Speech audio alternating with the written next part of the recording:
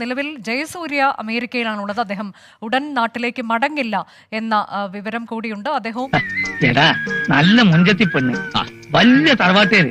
നാളെ രാവിലെ 10 മണിക്ക് എന്നെ അവിടെ എത്തിക്കാന്ന് നമ്മൾ വാക്കുകൊടുത്തിരിക്കുക. അതിനെന്താ പോലോ. അദ്ദേഹവും മുൻകൂർ ജാമ്യാപേക്ഷയ്ക്ക് ശ്രമം നടത്തും. അതിൽ ഹൈക്കോടതിയുടെ തീരുമാനം ഉണ്ടാകുന്നതുവരെ ജയസൂര്യ വിദേശത്ത് തുടരുമെന്ന. എടോ ജോസഫേ, താനല്ലേ പറഞ്ഞത് ഇവിടെ വലിയ ബഹളവും പ്രശ്നമൊക്കെ ഉള്ള സ്ഥലമാണെന്ന്? ഇവിടെ ഒരു പ്രശ്നമില്ലല്ലോ, നല്ല പ്രശാന്ത സുന്ദരമായ സ്ഥലം. സെക്രട്ടേറിയറ്റിൽ വെച്ച് സിനിമാ ചിത്രീകരണത്തിനിടെ മോശമായി പെരുമാറി എന്നുള്ളതാണ്. അനാവശ്യമായി എന്നെ പ്രോത്സാഹിപ്പിച്ച് പല തവണ കുഴി ചാടിച്ചിട്ടുള്ളവനാണ് നീ.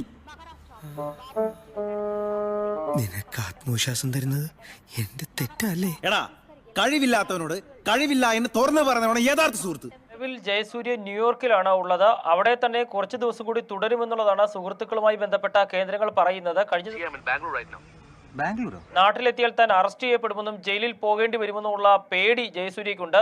ഇത് തന്നെയാണ് വിദേശത്ത് തുടരാൻ അയാളെ പ്രേരിപ്പിക്കുന്നതും. അത് വിട് ഷാജിയേട്ടാ, ഇതിലും വലുതെന്തോ വരാറുന്നത്. സെക്രട്ടേറിയറ്റിൽ ഉൾപ്പെടെയുള്ള കാര്യങ്ങൾ തിരക്കിയപ്പോൾ അവിടെ വെച്ച് നടന്ന ഒരു ലൈംഗിക അതിക്രമ പരാതിയിൽ